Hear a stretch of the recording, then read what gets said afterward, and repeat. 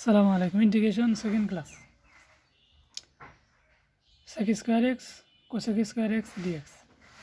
সেক ভাঙছি 1/cos, cosec ভাঙছি 1/sin। দুইটা ওয়ানের একটা ওয়ান, আমরা জানি ওয়ান সমান sine square x plus cos square x. নিচে sine square x cos square x একসাথে লিখছি।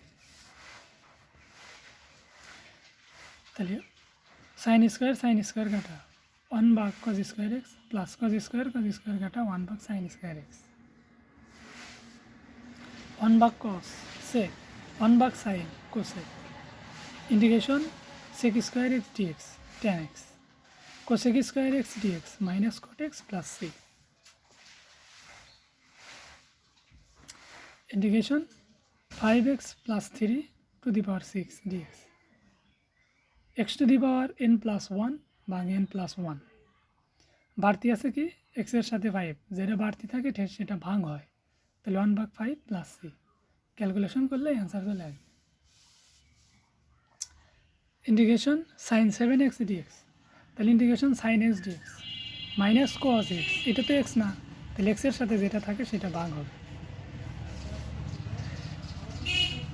Integration sine 3x minus 5/4 dx, তাহলে ইন্টিগ্রেশন সাইন এক্স ডিএক্স সূত্র মাইনাস কজ এক্স, এটা তো এক্স না, এক্সের সাথে কি আছে 3 ভাগ। Integration sine x degree dx, sine x degree pi x भाग 180, আমরা জানি 1 ডিগ্রি পাই ভাগ 180, তাহলে एक्स ডিগ্রি পাই एक्स ভাগ 180 ডিএক্স। তাহলে integration sine x dx minus cos x, এক্সের সাথে কি আছে পাই ভাগ 180 ভাগ প্লাস সি। যদি দেখি যে integration sine p x sine q x d x, sine p x cos q x d x cos px cos qx dx এরকম যদি থাকে, এই আকৃতির অঙ্ক থাকলে half integration two sine px sine qx dx এইভাবে করতে হবে। দু তিনটা সূত্র আছে, একটু বলে দেই।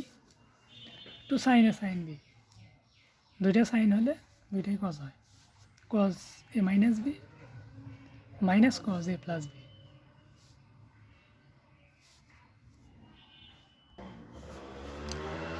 Two sine A cos B, একটা সাইন একটা কস, দুইটাই sine, sine A plus B plus sine A minus B. Two cos A cos B